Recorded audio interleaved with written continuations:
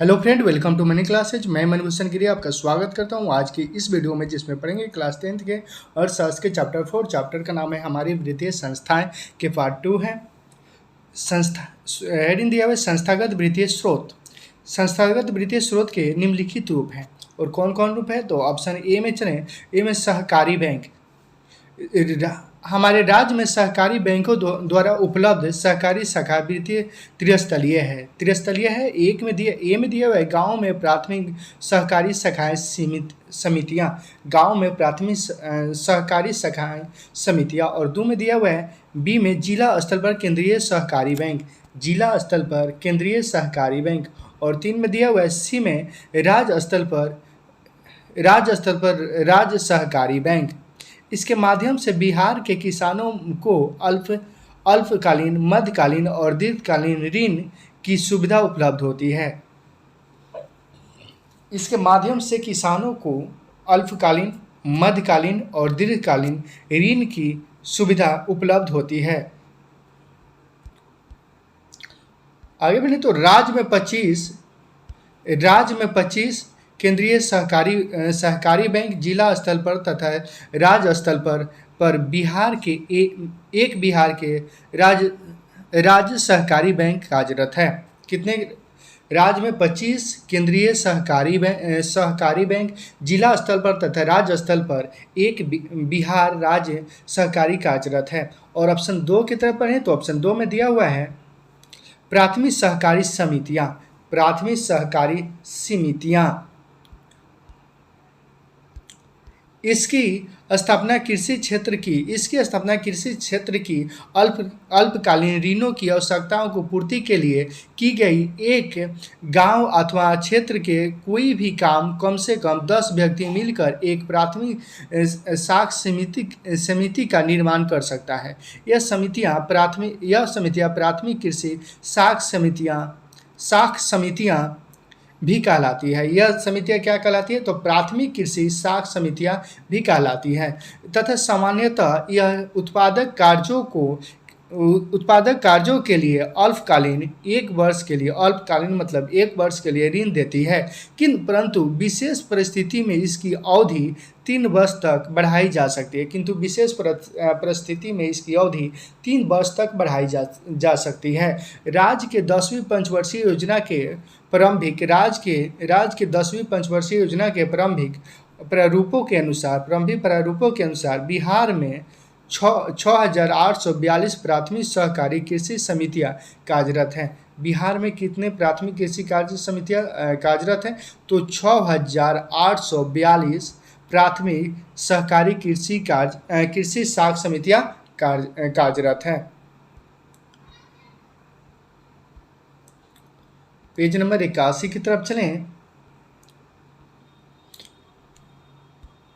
3 में दिया हुआ है भूमि विकास बैंक।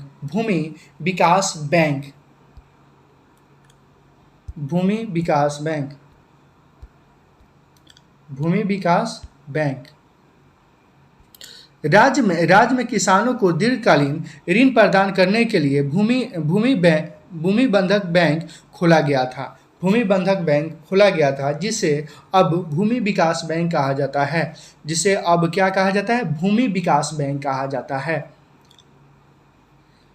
भूमि विकास बैंक खोला गया था, भूमि बंधक बैंक खोला गया था, और जिसे अब क्या कहा जा रहा है? भूमि विकास बैंक कहा जा रहा है। यह किसानों को ऋण को बंधक रख के, किसानों के भूमि को बंधक रख के कृषि में अस्थायी सुधार एवं विकास के लिए दीर्घकालीन ऋण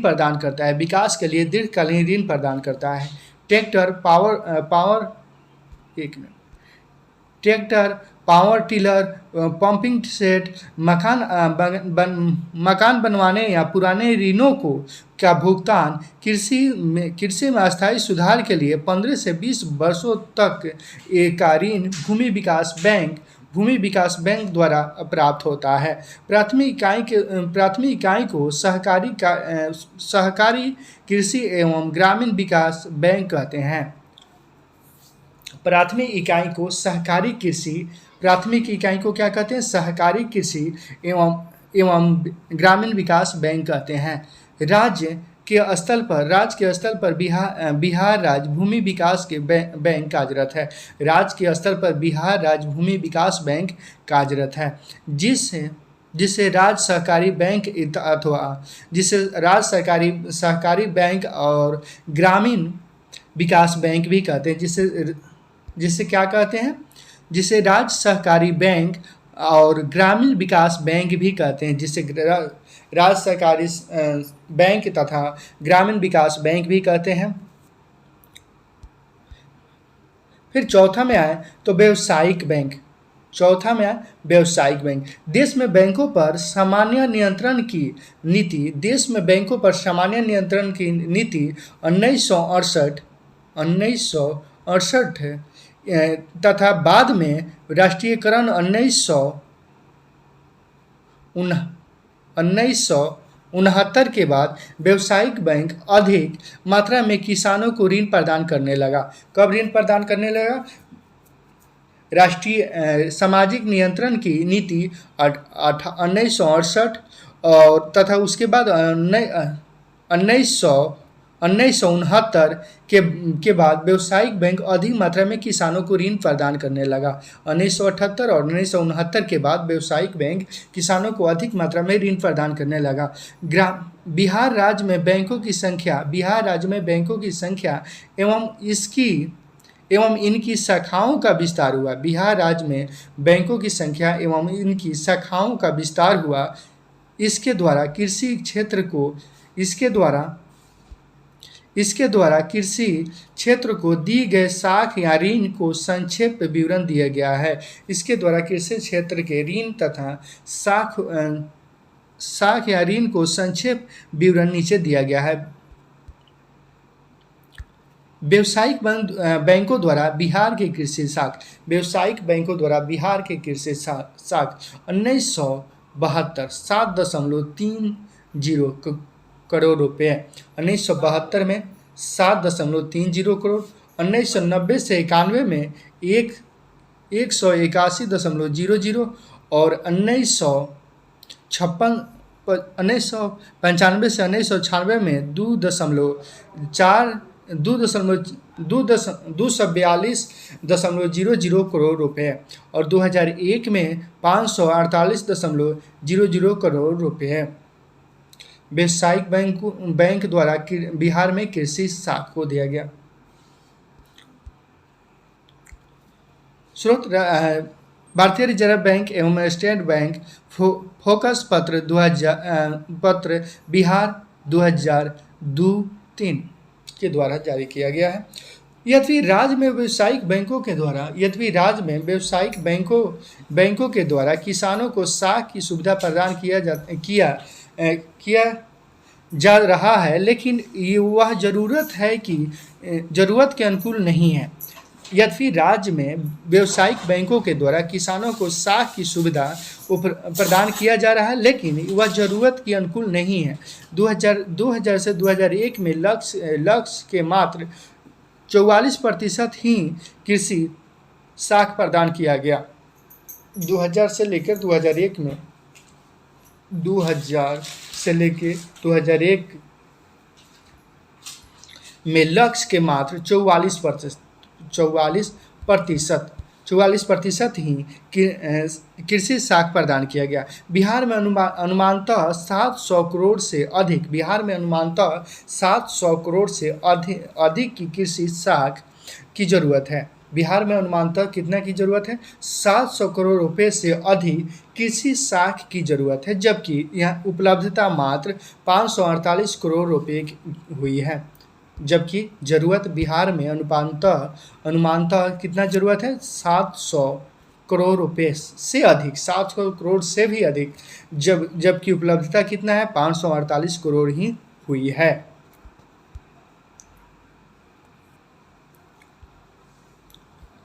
पेज नंबर 42।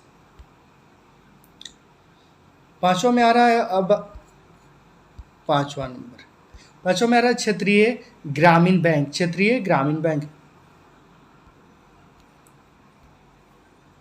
क्षेत्रीय ग्रामीण बैंक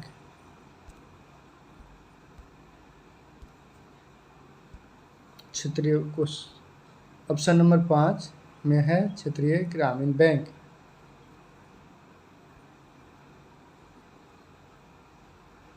उसमें क्या है, तो क्षेत्रीय ग्रामीण बैंक सीमित एवं छोटे किसानों, कारीगरों एवं तथा अन्य कमजोर वर्गों की जरूरतों को पूरा करने के उद्देश्य से क्षेत्रीय ग्रामीण बैंक देश में 1975 ईस्वी से स्थापित किया गया। बिहार राज्य में भी एक क्षेत्रीय ग्रामीण बैंक उसी वर्ष स्थापित किया गया। किस वर्ष स्थापित किया गया, तो 1995 में। 1995 में देश में अभी 196 क्षेत्रीय ग्रामीण बैंक कार्यरत है। देश में अभी कितना क्षेत्रीय ग्रामीण बैंक कार्यरत है, तो 196।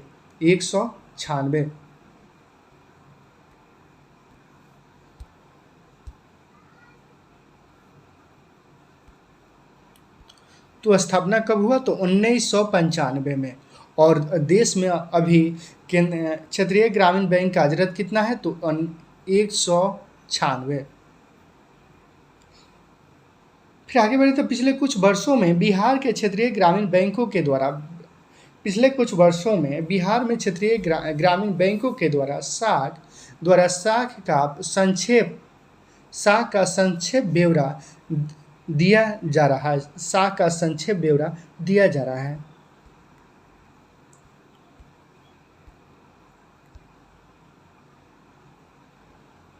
संक्षेप ब्यौरा क्षेत्रीय ग्रामीण बैंकों द्वारा राज्य में उपलब्ध साख वर्ष लाख रुपए में, करोड़ नहीं लाख में। मार्च 1992 43,276 और मार्च 1996 66,360 और मार्च 2001 मार्च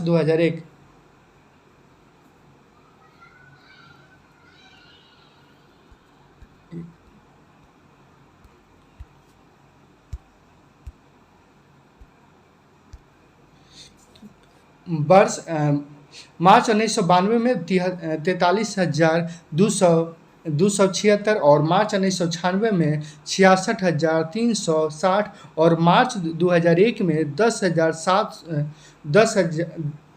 लाख, मार्च 1992 1,07,940 रुपये।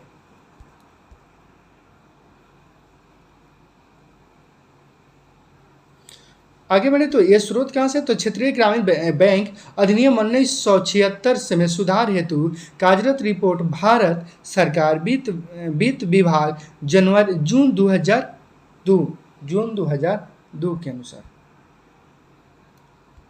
अभी की नहीं, अभी तो 2021 चल रहा है, जून 2009 के अनुसार ऊपर के सारणी को दी गई आंकड़े से स्पष्ट होता है कि राज्य में क्षेत्रीय ग्रामीण बैंक जो साख की सुविधा प्रदान कर रही है उसमें वृद्धि हो रही है। जिसमें साख की सुविधा प्रदान कर रही है उसमें वृद्धि हो रही है। देखिए वृद्धि हो रही है, स्पष्ट दिखाई दे रहा है, 1000 से लाख तक पहुंच गया, तो इसमें स्पष्ट वृद्धि दिखाई दे रहा है कि वृद्धि हो रही है।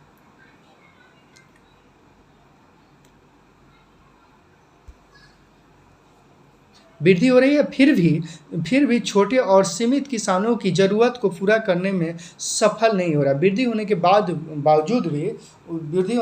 भी छोटे एवं सीमित किसानों की जरूरत को पूरा करने में वे सफल नहीं हैं। उसके बाद है नबार्ड, राष्ट्रीय कृषि एवं ग्रामीण कृषि बैंक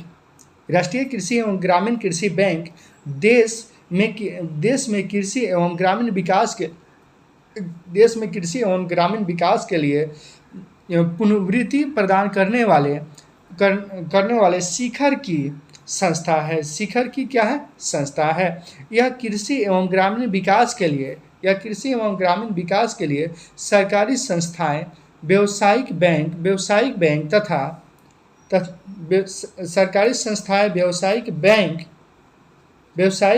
तथा क्षेत्रीय ग्रामीण बैंकों की वित्त की सुविधा प्रदान करती है, वित्त की सुविधा प्रदान करती है, जो पुनः किसानों को यह सुविधा प्रदान करती है।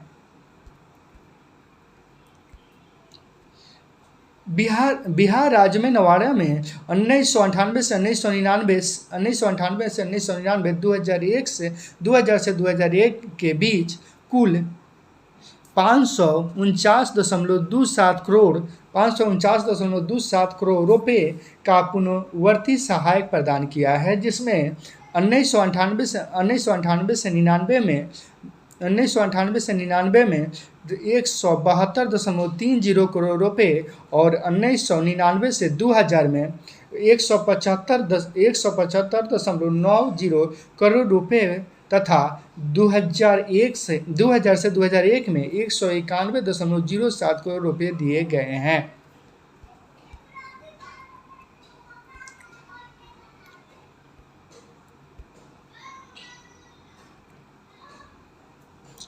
उसके बाद इसके अतिरिक्त बिहार में किसानों को सरकार द्वारा कुछ विशेष परिस्थितियां जैसे बाढ़, सूखा, भूकंप इत्यादि प्राकृतिक आपदा के बाद साख की सुविधा प्रदान की जाती है। इसके अतिरिक्त बिहार के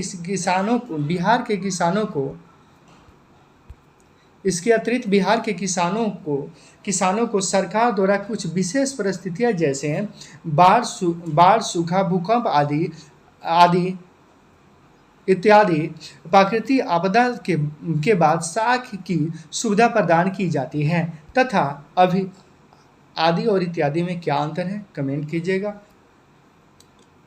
अगर नहीं मालूम हो तो भी कमेंट कीजिएगा, उसका आंसर कमेंट में मिलेगा।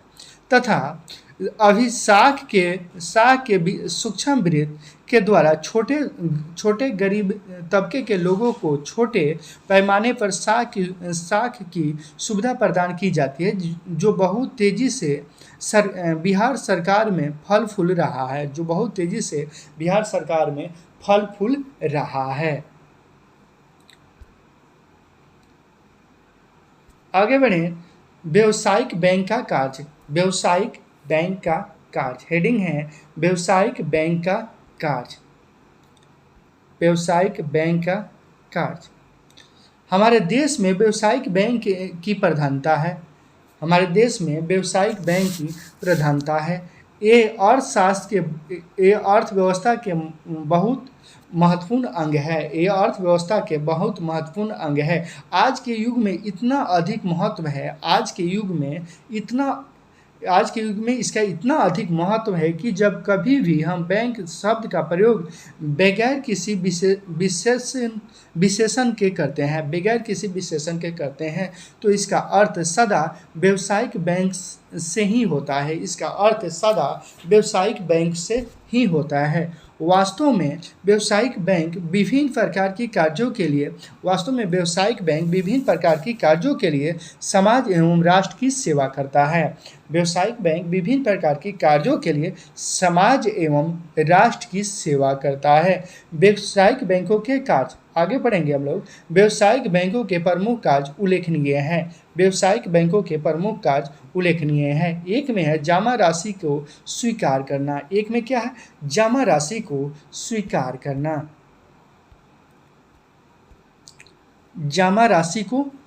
करना। व्यावसायिक बैंकों के सर्वाधिक महत्वपूर्ण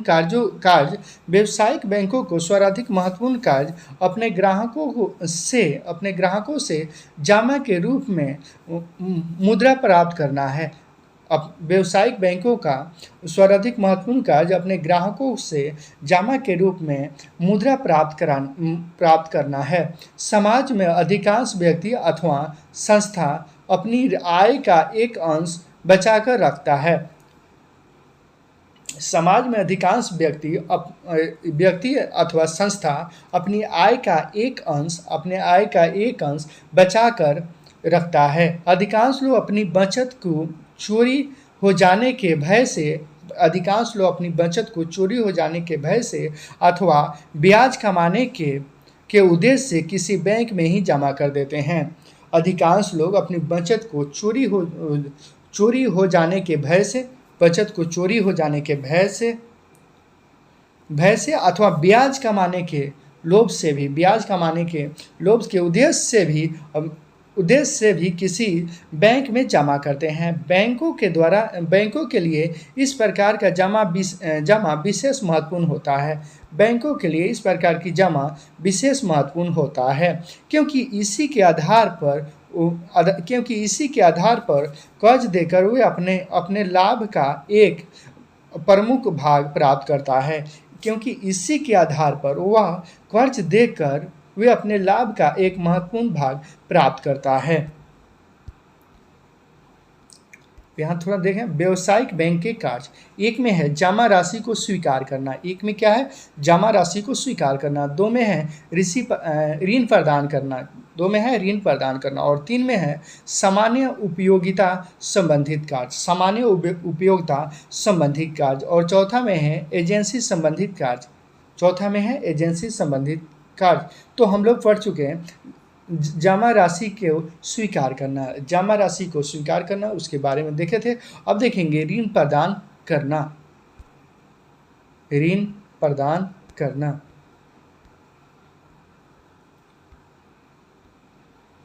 पेज नंबर 84, ऋण प्रदान करना।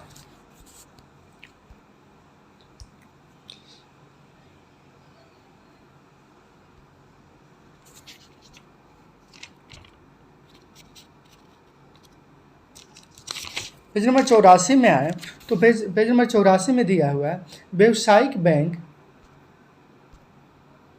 एक मिनट, इसको बड़ा कर दो, फुल स्क्रीन। चलिए, व्यवसायिक बैंक प्राय 4 प्रकार से जमा राशि स्वीकार करते हैं। जमा राशि कितने प्रकार से स्वीकार करते हैं? तो व्यवसायिक बैंक 4 प्रकार से जमा राशि स्वीकार करते हैं। कौन कौन प्रकार है? तो आगे पढ़ें, देखेंगे स्थानीय जमा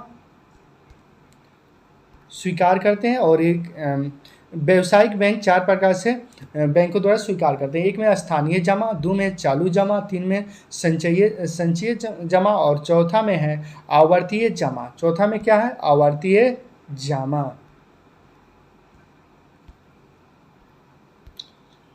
जमा। एक अब देखेंगे अस्थायी जमा के बारे में। अस्थायी जमा खाते में रुपया एक निश्चित अवधि जैसे 1 वर्ष, एक निश्चित अवधि जैसे 1 वर्ष या इससे अधिक के लिए जमा किया जाता है। अस्थायी जमा खाते में रुपया एक निश्चित अवधि जैसे 1 वर्ष या इससे अधिक के लिए जमा किया जाता है। ये निश्चित अवधि के अंदर साधारणतः यह रकम नहीं निकाला जा सकता। निश्चित अवधि के अंदर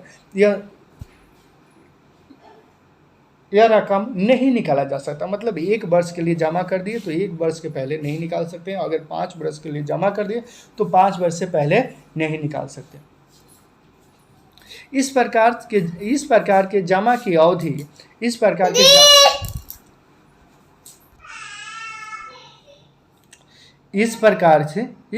जमा की समावधि जमा भी कहा जाता है। समावधि जमा भी कहा जाता है। इस अवधि के अंदर जमा किए गए राशि पर बैंक आकर्षक ब्याज भी देती है। इस अवधि पर जमा करने पर बैंक आकर्षक ब्याज भी देती है। मतलब 1 वर्ष, 5 वर्ष, 10 वर्ष के लिए जमा कीजिएगा तो एक आकर्षक ब्याज भी देती है, मतलब अच्छा खासा ब्याज भी देती है। और 2 में क्या है? तो 2 में है चालू जमा। 2 में क्या है? चालू जमा। अब चालू जमा क्या है? तो चालू जमा के बारे में पढ़ें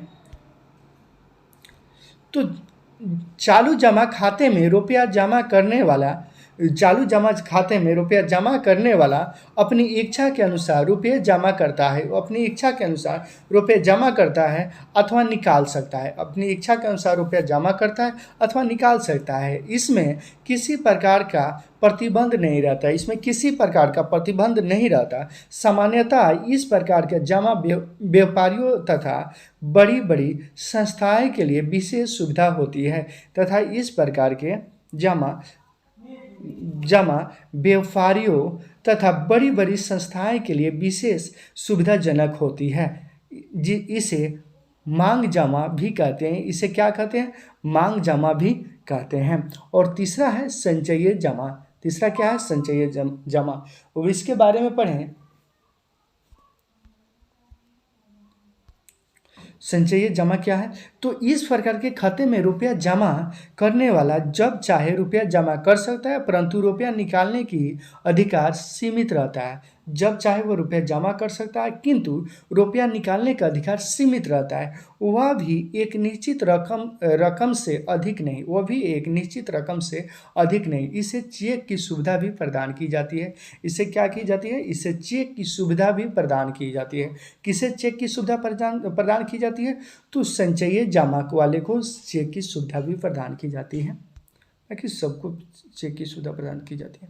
और चौथा है आवर्ती जमा। आवर्ती जमा क्या है? तो इस प्रकार के खाते में व्यावसायिक बैंक साधारणतः अपनी ग्राहकों से प्रति माह एक निश्चित रकम जमा के रूप में एक निश्चित अवधि, जैसे 60 माह या 72 माह के लिए 60 माह या 72 माह के लिए ग्रहण करता है। या एक निश्चित ग्राहकों से प्रति माह एक निश्चित रकम जमा करने के लिए रूप में एक निश्चित अवधि, यानी 60 माह या समझिए 72 माह।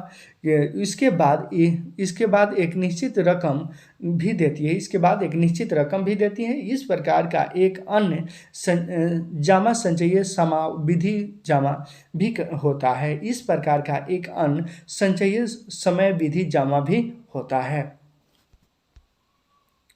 उसके बाद पढ़ें तो ऋण जमा प्रदान, ऋण प्रदान करना। उसके बाद में है ऋण प्रदान करना। तो व्यावसायिक बैंकों को दूसरे मुख्य कार्य व्यावसायिक बैंकों को दूसरा मुख्य कार्य लोगों को ऋण प्रदान करता है। लोगों को क्या करता है? ऋण प्रदान करता है। बैंकों के पास जो रुपये जमा के रूप में आता है, बैंकों के पास जो रुपया जमा के रूप में आता है, उसमें से एक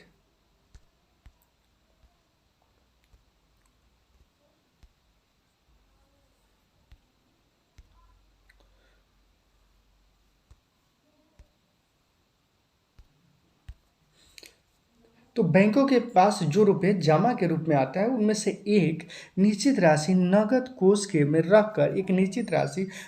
कोष में रखकर बाकी रुपया बैंकों द्वारा दूसरे व्यक्ति को उधार दे दिया जाता है। बाकी रुपया बैंकों द्वारा दूसरे व्यक्ति को उधार दिया जाता है। यह बैंक प्राय उत्पादक कार्यों के लिए ऋण देता है तथा उचित जमानत की मांग करता है। ऋण की रकम प्राय जमानत के मूल से कम होता है। ऋण की रकम प्राय जमानत के मूल से कम होता है। उसके बाद है व्यावसायिक बैंक के प्रकार से ऋण प्रदान करता है। व्यावसायिक बैंक निम्न प्रकार से ऋण प्रदान करता है। तो क्या क्या है? तो एक में दिया है अभियांचित एवं अल्पकालीन ऋण, दूसरा है नगद साख, तीसरा है अधिवर्षक और चौथा है विनिमय बिलों का मूलना और 4 में है ऋण एवं अग्रिम। और एक में क्या है? अभियांचिक एवं अल्पकालीन ऋण। इस प्रकार का ऋण अति अल्पकालीन, यानी 1 वर्ष से लेकर 1 सप्ताह तक के लिए एवं केवल मांग पर वापस करने के लिए किया जाता है। केवल 1 सप्ताह या एक दिन, 1 सप्ताह या केवल मांग पर वापस करने के लिए किया जाता है। मुद्रा बाजार की संस्थाएं साधारणतः ऋण की मांग प्रदान करती है। दूसरा है नगद साख। इस प्रकार की व्यवस्था के अंतर्गत बैंक अपने ग्राहकों को ऋण व्यापारिक माल अथवा अन्य स्वीकृत प्रतिभूतियों के आधार पर ऋण देता है। प्रतिभूतियों के आधार पर क्या करता है? ऋण देता है। उसके बाद है तीसरा अधिविकर्ष। जब कभी भी कोई व्यावसायिक बैंक अपने ग्राहकों को जब कभी भी व्यावसायिक बैंक अपने ग्राहकों को खाता में जमा रकम से अधिक रकम निकालने की सुविधा देता है, जमा रकम से अधिक रकम निकालने की सुविधा देता है, उसे अधिक विकर्षण की सुविधा कहते हैं। उसे क्या कहते हैं? अधिक विकर्षण की सुविधा कहते हैं। अधिक विकर्षण की सुविधा किसे कहते हैं? तो जब कभी भी कोई व्यावसायिक बैंक अपने ग्राहकों को उसके खाते में जमा रकम से अधिक रकम निकालने की सुविधा देता है, उसे अधिक विकर्षण सुविधा कहते हैं।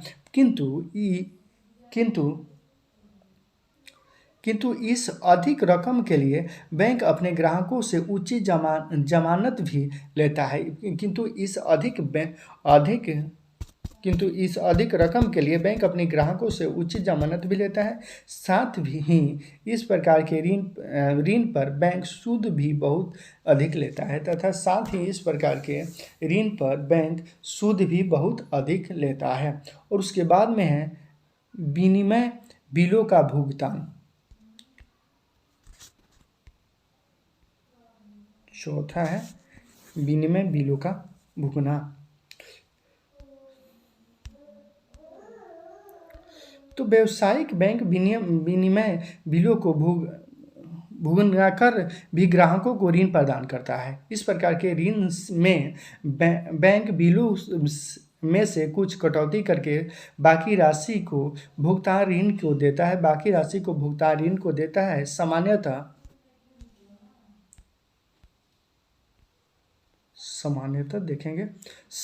सामान्यतः कटौती दर ब्याज दर के समान होती है। और पांचवा में है ऋण एवं अग्रिम। जब ऋण एक पूर्व निश्चित अवधि के लिए दिया जाता है तो उस ऋण अथवा अग्रिम कहते हैं। इस प्रकार के ऋण के लिए बैंक उचित जमानत लेता है। इस प्रकार के ऋण के लिए बैंक क्या करता है? उचित जमानत लेता है और इस पर ब्याज की दर भी अधिक रखता है। उसके बाद में है तीसरा में सामान्यतः उपयोगिता संबंधित कार्य। इसके अतिरिक्त व्यावसायिक बैंक अन्य बहुत से कार्यों में भी संपन्न होते हैं।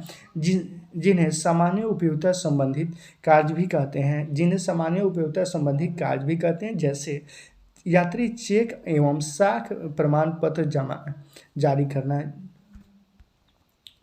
जैसे क्या है? यात्री चेक एवं साख प्रमाण पत्र भी जमा करना। पहले देखें व्यावसायिक बैंकों द्वारा ग्राहकों को प्रदान करने वाला अन्य सुविधा। व्यावसायिक बैंकों द्वारा ग्राहकों को प्रदान करने वाले अन्य सुविधा क्या क्या है?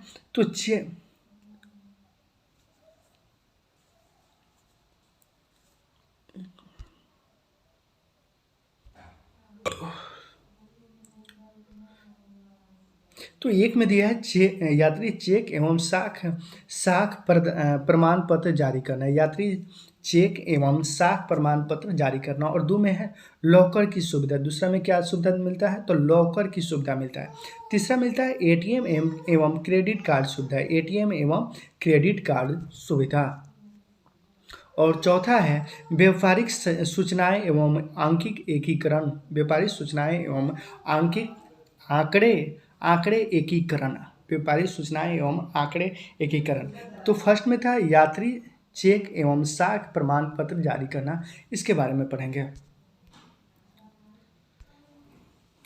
ये अपनी ग्राहकों के लिए साख पत्र एवं यात्री चेक भी जारी करते हैं। ये अपनी ग्राहकों के लिए साख पत्र एवं यात्री चेक भी जारी करते हैं, जिसकी सहायता से व्यापारिक बैंकों में से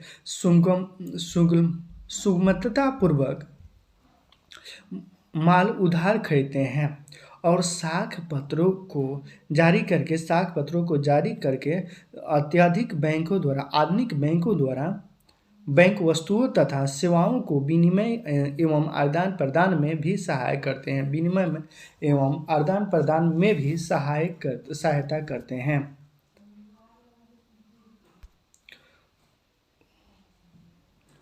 उसके बाद है दूसरा, लॉकर की सुविधा। लॉकर की सुविधा में क्या होता है, तो बैंक अपने ग्राहकों को लॉकर की सुविधा भी प्रदान करते हैं। बैंक अपने ग्राहकों को लॉकर की सुविधा भी प्रदान करते हैं, जिसमें लोग अपने सोने चांदी के जेवर एवं अन्य आवश्यक कागज पत्र सुरक्षित रख सकता है। जिसमें लॉकर में लोग क्या करते हैं, जो ग्राहक है उनके सोने चांदी के जेवर एवं अन्य आवश्यक कार्य सुरक्षित रख सकते हैं। कागज सुरक्षित रख सकते हैं। इसका वार्षिक किराया बहुत कम होता है। इसका वार्षिक किराया क्या होता है, बहुत कम होता है। घर पे ना रखकर लॉकर में रख देते हैं। उसके बाद तीसरा में है, थोड़ा बड़ा कर देते हैं। तीसरा है एटीएम एवं क्रेडिट कार्ड की सुविधा। एटीएम एवं क्रेडिट कार्ड की सुविधा। आधुनिक समय में बैंकों अपने खाता धारकों को 24 घंटे धन निकालने की सुविधा के रूप में एटीएम सेवा दे रखा है। आधुनिक समय में बैंक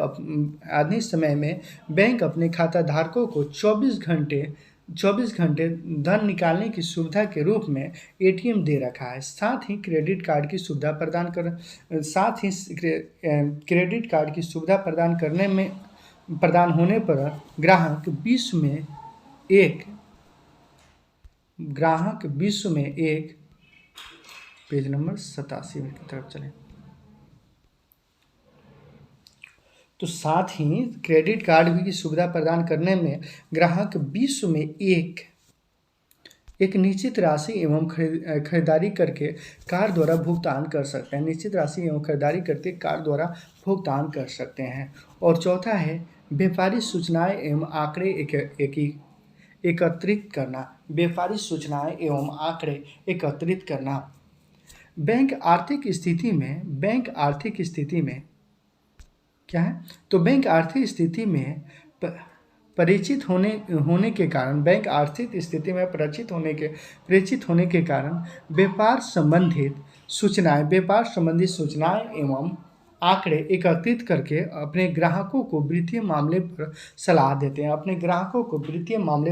सलाह देते हैं। और चौथा है एजेंसी संबंधित कार्य क्या है, तो वर्तमान समय में व्यावसायिक बैंक ग्राहकों को एजेंसी के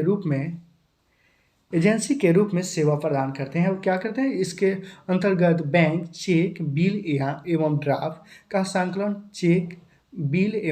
का संकलन, बी में है ब्याज और लाभांश का संकलन एवं वितरण, और तीसरा में है सी में दिया हुआ है ब्याज ऋण की किस्त और बीमे की किस्त की भुगतान, ब्याज ऋण एवं बीमे की किस्त की भुगतान, और डी में है प्रतिभूतियों का क्रय विक्रय, तथा ई में है ड्राफ्ट एवं डाक द्वारा कोर्स को हस्तांतरण के लिए आदि कार्य करती है।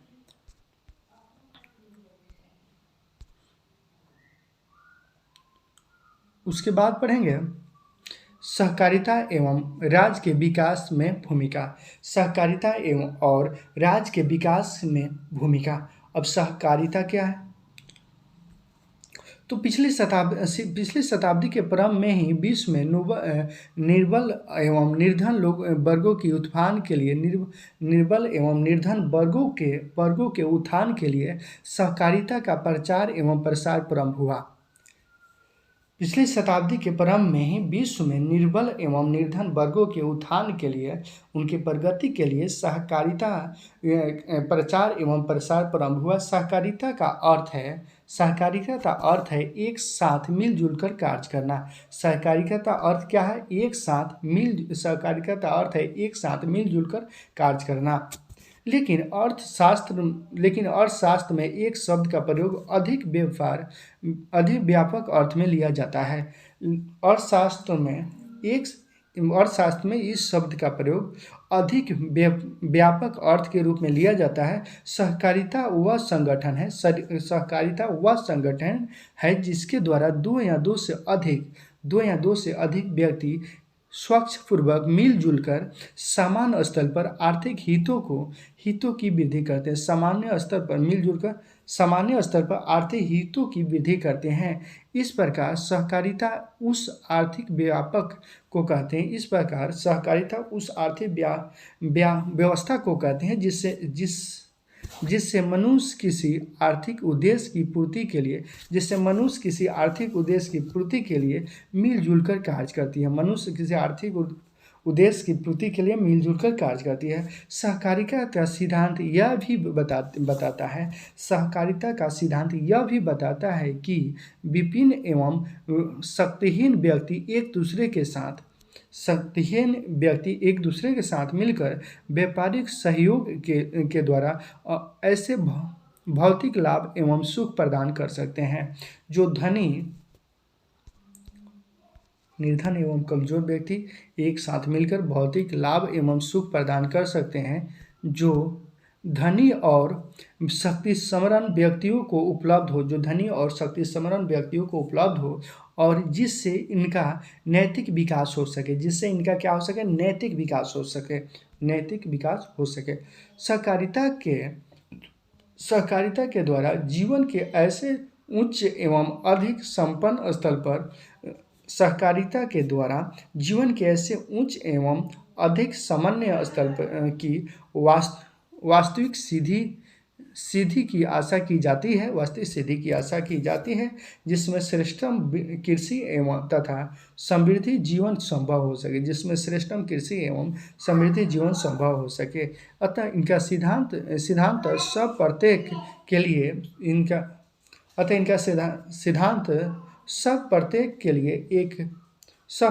लिए और प्रत्येक सब के लिए है। इनका सिद्धांत प्रत्येक के लिए और प्रत्येक सब के लिए है।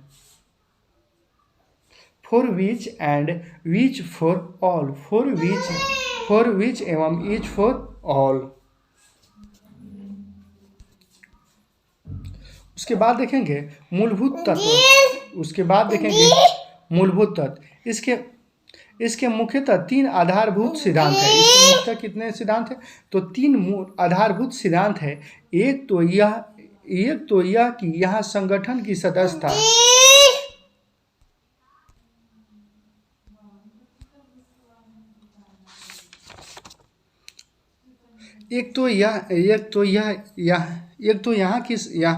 यहाँ संगठन की सदस्यता स्वच्छता होती है। लोग अपनी इच्छा से सहकारी संगठन का सदस्य बनते हैं। सदस्य बनते हैं। उन पर कोई बाहरी बंधन एवं दबाव नहीं होता है। दूसरा, इसका प्रबंधन एवं संचालन जनतांत्रिक आधार पर होता है। जनतंत्रात्मक आधार पर होता है। इसके सदस्यों के बीच पूंजी, हैसियत अथवा किसी अन्य आधार पर कोई भेदभाव नहीं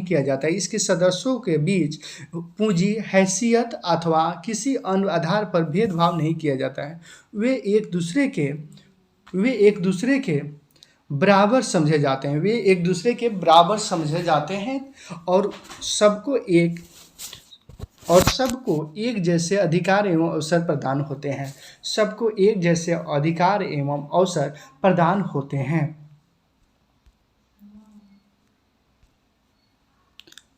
तीसरा है, इसके अंतर्गत उद्देश्यों में नैतिक एवं सामाजिक तत्व भी शामिल होते हैं। इसके आर्थिक उद्देश्य में नैतिक और सामाजिक तत्व भी शामिल होते हैं। यह केवल आर्थिक लाभ कमाने के लिए नहीं बल्कि नैतिक एवं सामाजिक पहलू में भी सदस्य के हित लाभ के लिए कार्य करता है, सदस्य के हित लाभ के लिए कार्य करता है। इसका उद्देश्य दूसरे को लूट खसोट करके धनवान बनना नहीं है। इसका उद्देश्य दूसरे को लूट खसोट करके धनवान बनने का उद्देश्य नहीं है, बल्कि आत्म सहायता और पारंपरिक सहयोग द्वारा व्यक्ति आत्मसहायता और पारंपरिक सहयोग द्वारा व्यक्तियों और समूहों के लाभ एवं सुख समृद्धि को बढ़ाना है।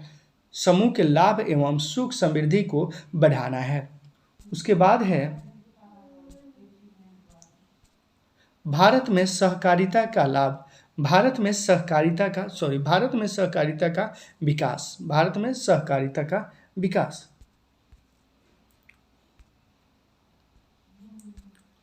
तो भारत में पिछली शताब्दी के प्रारंभ में ही निर्धन एवं कमजोर वर्गों के लोगों के उत्थान के लिए एवं किसानों को सस्ती दर पर ऋण प्रदान करने के उद्देश्य से सहकारी समिति की स्थापना पर जोर दिया गया। सरकारी समिति की स्थापना पर जोर क्यों दिया गया? तो भारत में पिछले निर्धन एवं कमजोर वर्ग के लोगों को उत्थान के लिए, निर्धन और कमजोर वर्ग के लोग आगे बढ़े, प्रगति करें, इसके लिए एवं किसानों को सस्ती दर पर ऋण प्रदान करने के उद्देश्य से सहकारी समिति की स्थापना की गई। सहकारी समिति की स्थापना कब की गई, थोड़ा कमेंट कीजिएगा। उसके बाद इसके लिए सर्वप्रथम 1904 में एक सहकारिता समिति विधान पारित किया गया। सहकारिता समिति विधान पारित किया गया, जिसके अनुसार गांव एवं शहर में किसी भी 10 व्यक्ति मिलकर जिसके अनुसार गांव एवं शहर नगर में कोई भी 10 व्यक्ति मिलकर सहकारी साख समिति की स्थापना कर सकते हैं। गांव एवं नगर में कोई भी 10 व्यक्ति मिलकर सहकारी साख समिति की स्थापना कर सकते हैं। 1904 के अधिनियम के अंतर्गत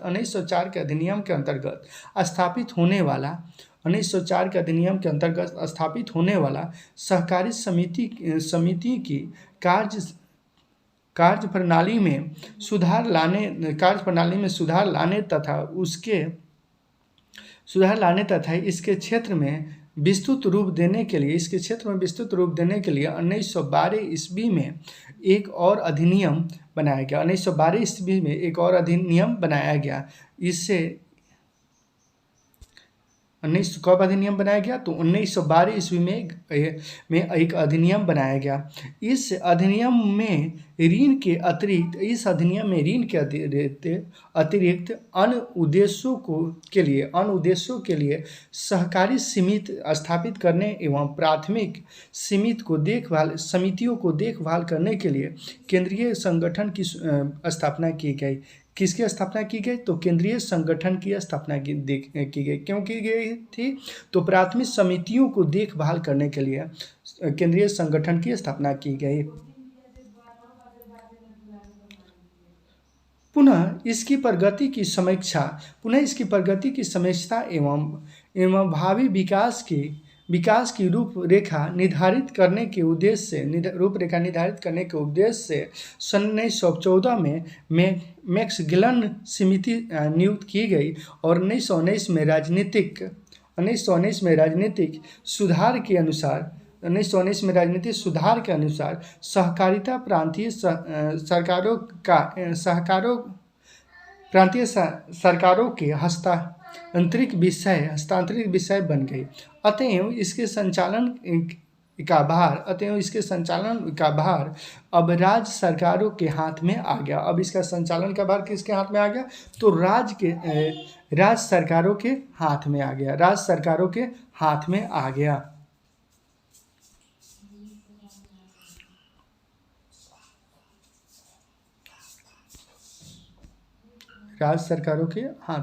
88 था,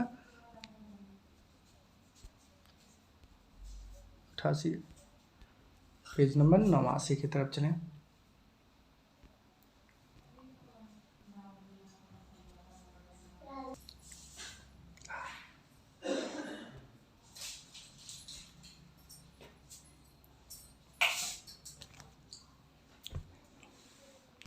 तो 1929 की महान महान आर्थिक मंदी ने इसके विकास पर विराम लगा दिया। 1929 की महान आर्थिक मंदी ने इसकी विकास पर विराम लगा दिया। लेकिन 1935 में हमारे भारत में रिजर्व बैंक ऑफ इंडिया की स्थापना किया गया। रिजर्व बैंक ऑफ इंडिया की स्थापना कब हुई थी? तो 1935 में। 1935 में इसके अंतर्गत एक कृषि शाख विभाग का संगठन किया गया। इसके अंतर्गत एक कृषि शाख विभाग का संगठन किया गया, जिसका कार्य क्या है? कृषि विकास के लिए आर्थिक सहायता प्रदान करना है। जिसका कार्य है कृषि विकास के लिए आर्थिक सहायता प्रदान करना एवं महत्वपूर्ण सुझाव भी प्रदान करना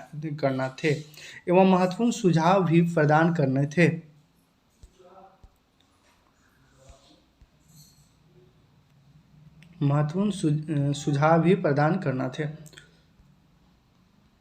प्रदान करने थे।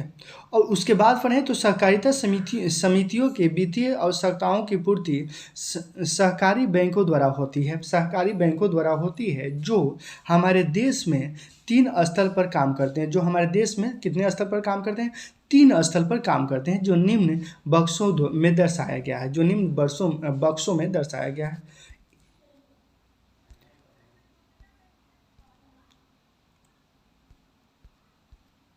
हेडिंग दिया हुआ राज्य के विकास में भूमिका। बिहार भारत का एक पिछड़ा राज्य है। बिहार भारत का क्या है? एक पिछड़ा राज्य है। एकत्रित बिहार झारखंड के समय इसके आर्थिक संसाधन अत्यंत थे। झारखंड जब साथ में था तो इसके आर्थिक संसाधन अत्यधिक थे। इसके संसाधन क्या थे? अत्यधिक थे, मतलब अधिक थे। परंतु राज्य बंटवारा के बाद, अब राज्य बंटवारा कब हुआ था? कमेंट कीजिएगा। बिहार झारखंड से कब अलग हुआ था? बिहार से झारखंड कब हुआ था? राज्य बंटवारा कब हुआ था? कमेंट कीजिएगा।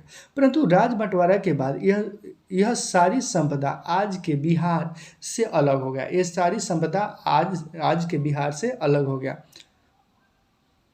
और बिहार का बंटवारा कितने बार हो चुका है, ये भी कमेंट कीजिएगा। वह सारा भूखंड जहाँ प्राकृतिक संपदाएं केंद्रित थी, सारा भूखंड जहाँ प्राकृतिक संपदाएं केंद्रित थी, वह राज बंटवारे के बाद झारखंड के पास चला गया। वह राज बंटवारे के बाद क्या हुआ? झारखंड के पास चला गया। फलस्वरूप शेष बचे बिहार में कृषि कार्य ही एकमात्र मूल साधन है। कृषि कार्य ही मात्र मूल साधन है। तो बिहार के लोग कृषि कितने प्रतिशत कृषि करते हैं, ये भी कमेंट कीजिएगा। जिस पर बिहार की जनसंख्या 80% आबादी निर्भर है। बिहार की जनसंख्या का कितना प्रतिशत आबादी? 80% आबादी निर्भर है। किस पर निर्भर है? तो कृषि पर निर्भर है। कहाँ की आबादी? तो बिहार की। यहाँ की खेती भी मानसून पर आधारित है। यहाँ की खेती भी क्या है? मानसून पर आधारित है। सामान्यतः खेती में निवेश एक जुआ के समान माना जाता है। क्या है? जुआ के समान माना जाता है। क्यों जुआ के समान माना जाता है? क्योंकि उत्तरी बिहार में अधिकांश बाढ़ आता है और दक्षिण बिहार में अधिकांश सुखाड़ होता है। ये दोनों कृषि के लिए हानिकारक है। बाकी इस पर एक विशेष वीडियो बनेगा जिस पर विशेष चर्चा होगा। चूँकि खेती बिहार वासियों की जीविका का आधार है, चूँकि खेती जो है बिहार वासियों की जीविका का आधार है, इसलिए आर्थिक तंगी के बावजूद भी बिहारी कृषक एवं मजदूर कृषि पर धन लगाने का विवश होते हैं। कृषि पर धन लगाने के लिए विवश होते हैं। दूसरा कोई उपाय भी नहीं है, तो कृषि पर ही धन लगाएंगे, कमाएंगे, उसी में लगाएंगे और आगे नहीं प्रोग्रेस कर पाएंगे। ठीक है, चलिए। उसके बाद बिहार में विशेषकर ग्रामीण स्तर पर धनकुटी, अगरबत्ती, बीड़ी निर्माण, जूता एवं ईंट बनाने के जैसे महत्वपूर्ण रोजगार सहकारिता के सहयोग से चलाई जा रही है। बिहार में कौन कौन रोजगार है? तो धनकुटी, अगरबत्ती, बीड़ी निर्माण, जूता एवं ईंट बनाने की महत्वपूर्ण रोजगार सहकारिता के सहयोग से चलाई जा रही है, जिसके लिए राज्य स्तरीय सहकारी बैंक ऋण प्रदान मुआवजा कराती है, जिसके लिए राज्य स्तरीय सहकारी बैंक ऋण मुहैया कराती है। इस इस सह इस सहकारी बैंक में रोजगार से बढ़ावा ग्रामीण स्तर पर इस सहकारी बैंक में रोजगार में बढ़ावा ग्रामीण स्तर पर काफ़ी हद तक किया जा रहा है। जहाँ भी इस प्रकार के रोजगार चलाए जा रही है, जहाँ भी इस तरह के रोजगार चलाई जा रही है, वहाँ के जनता पर अनुकूल आर्थिक प्रभाव देखने को मिली है। वहाँ की जनता पर अनुकूल आर्थिक प्रभाव देखने को मिला है। फलस्वरूप व्यक्तियों की आय धीरे धीरे बढ़ रही है। फलस्वरूप व्यक्तियों की आय क्या हो रही है? धीरे धीरे बढ़ रही है। तेजी में नहीं बढ़ रही है, लेकिन धीरे धीरे बढ़ रही है। और लोगों की जीवन स्तर पर ऊंचा उठ रहा है। लोगों की जीवन स्तर ऊंचा उठ रहा है।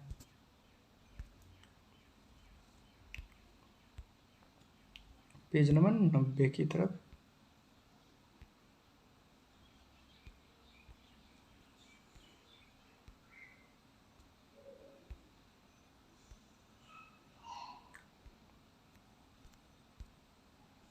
पेज नंबर 90 है।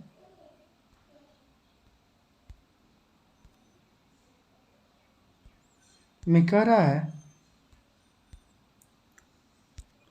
तो क्या कह रहा है? स्वयं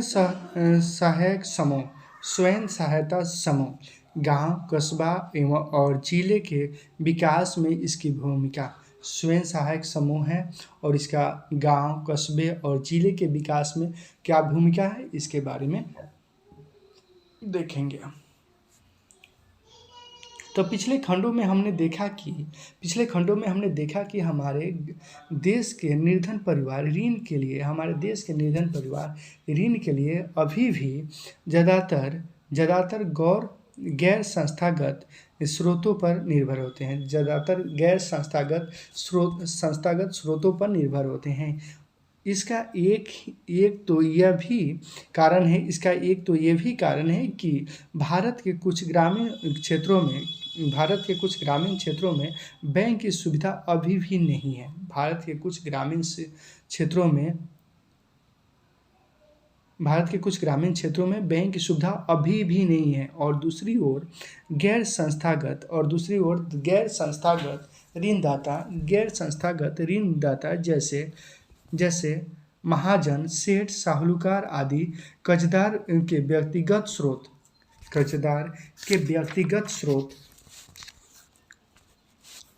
कौन कौन स्रोत हैं? तो महाजन, सेठ, साहूकार इत्यादि कर्जदार को व्यक्तिगत स्रोत पर जानते हैं और इस प्रकार अक्सर बिना ऋणधार के को भी ऋण देने के लिए तैयार हो जाते हैं। और इस प्रकार बिना कोई आधार के भी ऋण देने के लिए तैयार हो जाते हैं। लेकिन वे महाजन ब्याज की दर बहुत ऊंचे रखते हैं। ब्याज की दर बहुत ऊंचे रखते हैं। लेन देन की लिखा पढ़ी भी पूरी तरह नहीं करते हैं और निर्धन कर्जदारों को तंग करके इसका शोषण करने में कोई असर नहीं छोड़ते हैं। इससे हमारी अर्थव्यवस्था जो भी पढ़ाई हो रहा है उसका पार्ट 1 में हम इस पर एक कहानी हम लोग देखे थे।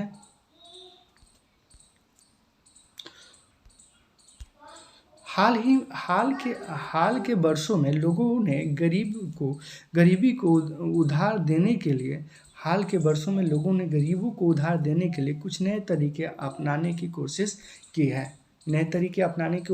और क्या है वो तरीके? इसमें से से एक विचार ग्रामीण क्षेत्रों के गरीब विशेषकर महिलाओं के छोटे छोटे स्वयं सहायता समूह में संगठित करने के छोटे छोटे समय स्वयं सहायता समूह में संगठित करने और उसकी बचत पूंजी को एकत्रित करने और उसकी बचत पूंजी को एकत्रित करने पर आधारित है। उसकी बचत पूंजी को एकत्रित करने पर आधारित है। उसके बाद है स्वयं सहायता समूह एक सामान्य सामाजिक स्वयं सहायता समूह क्या है? तो स्वयं सहायता समूह एक समान सामाजिक आर्थिक स्तर के आस पड़ोस के लोगों को आर्थिक स्तर के आस पड़ोस के लोगों का एक ऐसा सुरक्षित एवं संस्थाई समूह है जो नियमबद्ध तरीकों से संचालित हो आपसी सहयोग एवं संसाधन से विकास के लिए प्रयासरत हो। आर्थिक नियमबद्ध तरीकों से संचालित एवं सहयोग के संसाधन के विकास के लिए प्रयासरत हो, जिससे जीवन की मूलभूत आवश्यकताओं की पूर्ति हो सके और तथा वे अपने जीवन को बेहतर नियंत्रण कर सकें। उसके बाद देखेंगे स्वयं सहायता समूह। स्वयं सहायता समूह वास्तव में ग्रामीण क्षेत्र में 15-20 व्यक्ति खासकर महिलाएं का एक औपनौतिक समूह होते हैं जो अपनी बचत एवं बैंकों से लघु ऋण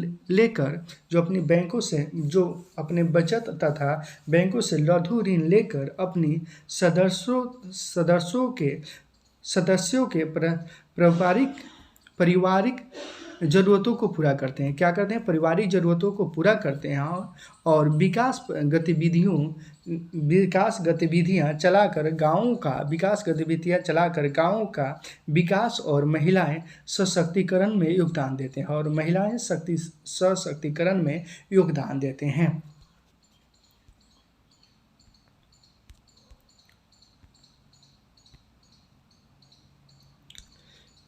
इससे नीचे दी गई चित्र 4.1 के माध्यम से आसानी से पूर्वक समझा जा सकता है। आसानीपूर्वक समझा जाता है, लेकिन थोड़ा चित्र अस्पष्ट नहीं दिया हुआ है।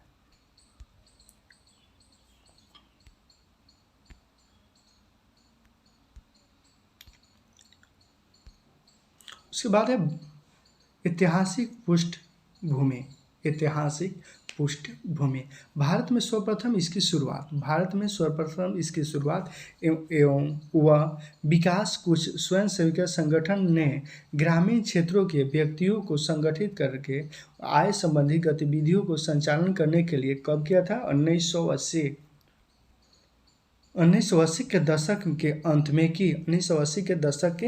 में की। परंतु 1990 के दशक की शुरुआती में राष्ट्रीय कृषि एवं ग्रामीण विकास बैंक की पहल एवं विशेष रुचि लेने से स्वयं सहायता समूह पूरे देश में फैल गई। अब तो सभी सरकारी एवं गैर सरकारी बैंक आर्थिक और सामाजिक संगठन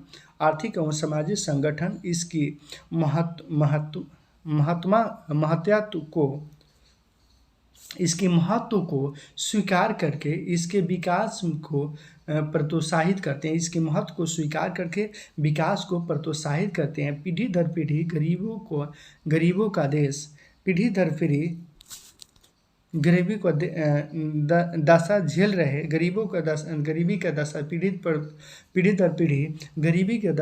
रहे परिवारों और गरीबी से निजात दिलाने के लिए स्वयं सहायता समूह एक नई दिशा की किरण लेकर आई है।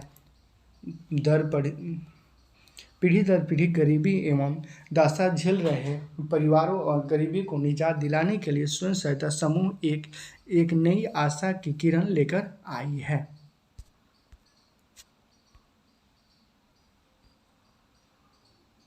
Page number 92।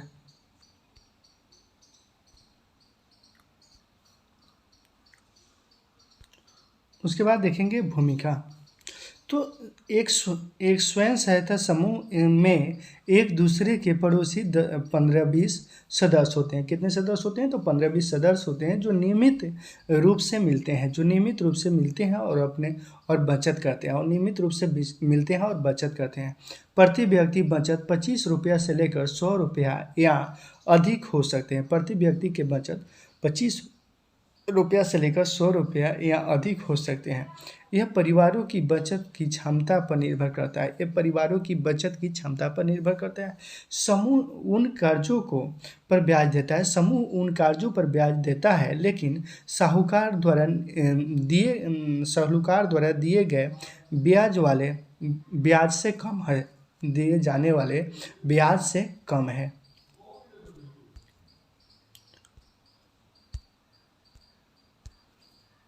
एक या दो वर्षों के बाद अगर समूह नियमित रूप से बचत करता है, एक या दो वर्षों के बाद अगर समूह नियमित रूप से बचत करता है तो समूह बैंकों से ऋण के योग हो जाते हैं। ऋण समूह के नाम पर दिया जाता है और इसका मकसद सदस्यों के लिए स्वरोजगार के अवसर को सृजन करना है। इसका मकसद सदस्यों के लिए स्वरोजगार का अवसर सृजन करना है। उदाहरण के लिए सदस्यों के छोटे छोटे कर्ज और गिरवी जमीन छोड़ाने के लिए कार्यशैली पूंजी की जरूरत, जैसे खाद, बीज, बांस और कपड़े आदि खरीदने के लिए, घर बनाने, सिलाई मशीन, हथरक्षा, पशु आदि इत्यादि संपत्ति खरीदने के लिए किए जाते हैं। फिर आगे बढ़े तो बचत एवं ऋण गतिविधियों से संबंधित ज्यादातर महत्वपूर्ण निर्णय समूह के सदस्य लेते हैं। समूह में दिए जाने वाले ऋण उसका लक्ष्य है। उसकी रकम ब्याज दर वापस लौटाने की अवधि के बारे में इत्यादि के बारे में निर्णय करता है। इस ऋण के लौटाने की जिम्मेदारी समूह की होती है। किसकी होती है? तो समूह की होती है। एक भी सदस्य अगर ऋण वापस नहीं लौटाता तो समूह के अन्य सदस्य इस मामले को गंभीरता से लेते हैं। तो समूह के इत्यादि अन्य सदस्य इस मामले को गंभीरता से लेते हैं और इसी तरह बैंक निर्धन वर्गों के लोगों को ऋण देने के लिए तैयार हो जाता है। इसी कारण बैंक निर्धन वर्गों के लोगों को ऋण देने के लिए तैयार हो जाता है जब वे अपनी स्वयं सहायता समूह से संगठन कर देते हैं। यद्यपि उसकी समय कोई कर्जदार नहीं होता, कोई ऋणधार नहीं होता है। देखिए, इसका पूरा नाम स्वयं सहायता समूह है। जो आजकल गाँव में समूह सुने होंगे, उसी के बारे में दिया हुआ है।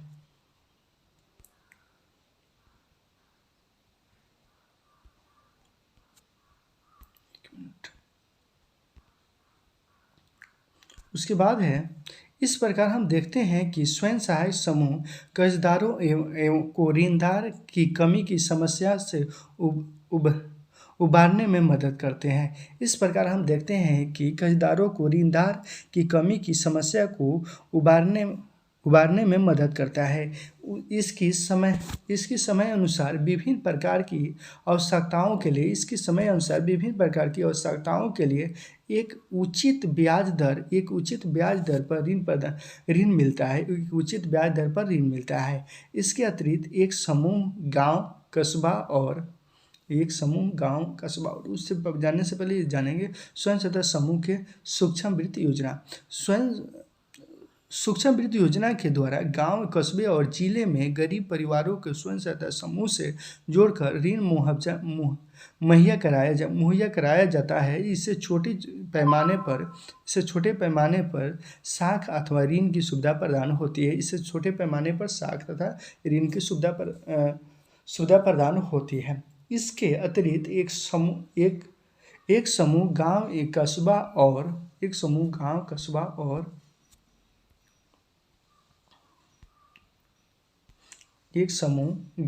कस्बा और जिले के ग्रामीण क्षेत्रों के गरीबों को संगठन करने में मदद करते हैं। इससे न केवल महिलाएं आर्थिक रूप से स्वावलंबी हो जाती है, बल्कि समूह की नियमित बैठक की जाने से लोगों को एक आम मंच मिलता है। समूह की नियमित बैठक के जरिए लोगों को एक आम मंच मिलता है, जहां वह तरह तरह के सामाजिक विषय जैसे स्वास्थ्य, पोषण और घरेलू हिंसा इत्यादि पर आपस में चर्चा करते हैं। और जहां पर तरह तरह के सामाजिक विषय जैसे स्वास्थ्य, पोषण और घरेलू हिंसा इत्यादि पर आपस में चर्चा करते हैं। ये पैसे के लिए नहीं जाते हैं, जब जाते हैं तो अपने अपने घर की बात भी करते हैं, अपनी अपनी समस्या भी रखते हैं और एक दूसरे मिलकर उस समस्या को समाधान करते हैं, जिससे ये बहुत अच्छी बात है। उसके बाद में स्वयं सहायता समूह एक कहानी के माध्यम से समझा जाता है। अभी कहानी की तरफ समझा जाएगा। जिससे पार्ट 1 में हम कहानी के बताए थे, कहानी के द्वारा समझाया गया था, उसी तरह इसमें भी पार्ट 2 में भी कहानी है छोटा सा। तो नवादा जिले बिहार की एक अति पिछड़ी जिला है। नवादा जिला बिहार के एक अति पिछड़ी जिला है।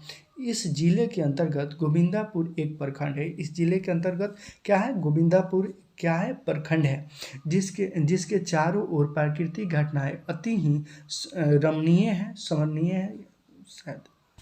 इस गांव में एक पहाड़ी नदी भी है। इस गांव में एक क्या है? पहाड़ी नदी है, जिसका नाम सकरी नदी है। जिसका नाम क्या है? सकरी नदी है। इस नदी के किनारे एक छोटा सा गांव दर्शन है। इस नदी के किनारे एक छोटा सा गांव दर्शन है। इस गांव की मिट्टी की कटाव प्रति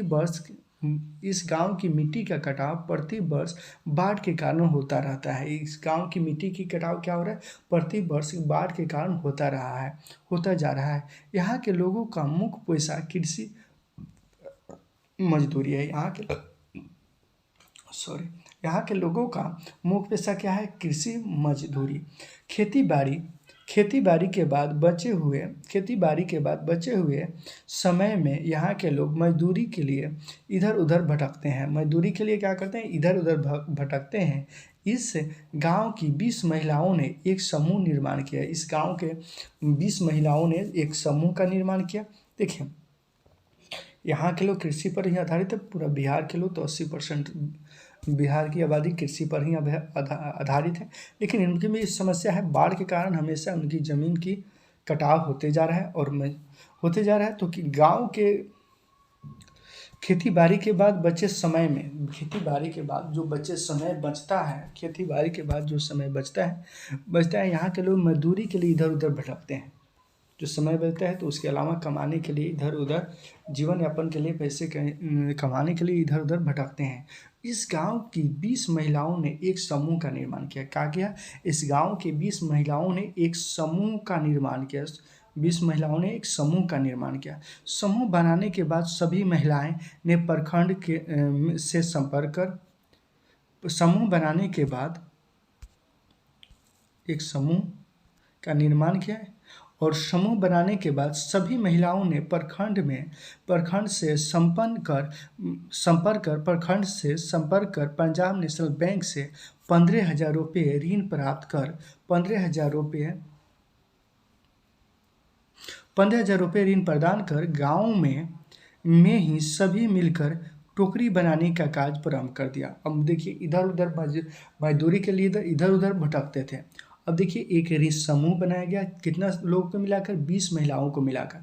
समूह बनाने के बाद प्रखंड से संपर्क कर पंजाब नेशनल बैंक से कितना रुपया निकाला गया, 15,000 रुपये का ऋण प्रदान कर गांव में सभी मिलकर टोकरी बनाने का कार्य प्रारंभ कर दिए। 15,000 रुपया ले लिया और उसी से गांव में सभी मिलकर टोकरी बनाने का कार्य प्रारंभ कर दिया। इस प्रकार इस समूह के सहयोग से यह उद्योग चल पड़ा।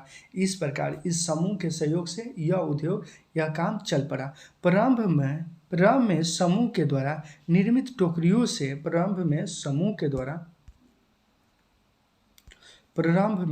मतलब शुरुआती दौर में निर्मित टोकरियों से लगभग 6,000 रुपये का लाभ हुआ। देखिए शुरुआत में निर्मित टोकरियों से 6,000 रुपये का लाभ हुआ। 15,000 की लागत से शुरू की लो और 6,000 रुपये की लाभ हुआ। इन रुपये के सभी महिलाओं ने अपने अपने नाम से बैंकों में खाता खोलकर बराबर मुनाफा आपस में बांट लिया। इन जो 6,000 रुपया बचा इन महिलाओं ने अपने नाम से बैंक के खाता खोलकर बराबर मुनाफा को 20 भागों में बांट लिया, मतलब सभी लोग। फलस्वरूप 300 रुपये प्रत्येक महिला को आमदनी हुई। 300 रुपये प्रत्येक 6,000 में 300 से भाग दीजिएगा तो 20,000 का, 300 में 20 से गुना कीजिएगा 6,000 हो जाएगा। तो कितना रुपया लाभ हो रहा है, प्रत्येक महिला को 300 रुपया लाभ हो रहा है, क्योंकि 20 महिलाओं की संख्या कितनी है, 20 है।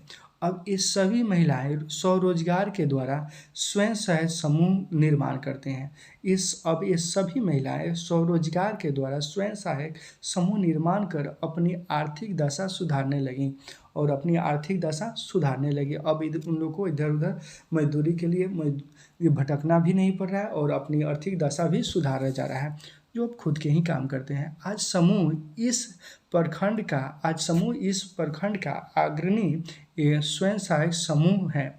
आज प्रखंड इस अग्रणी स्वयं सहायक समूह है और प्रखंड स्थल पर काफ़ी नाम कमा रहा है।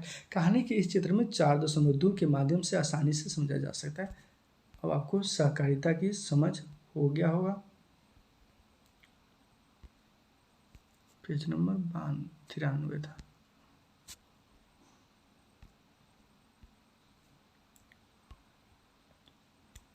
Page number 94।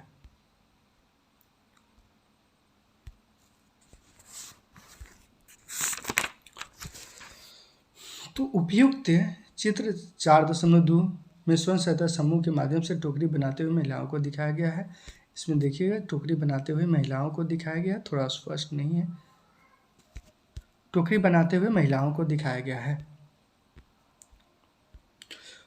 उसके बाद में सारांश जो पढ़े हैं वही है। लगभग साख एवं ऋण की तेजी में रिवीजन कर लेते हैं। साख एवं ऋण की आवश्यकताओं को पूर्ति हुए वित्तीय संस्थाओं के द्वारा संपन्न और वित्तीय संस्थाएं सरकार द्वारा स्थापित एवं संचालित लोगों के सहयोग के सहकारिता में स्थापित है।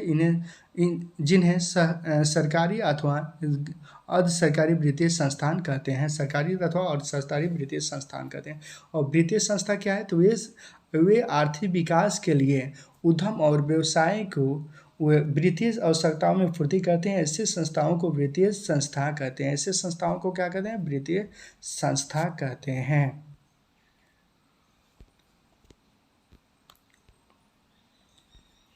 ऐसे संस्था को वित्तीय संस्था कहते हैं।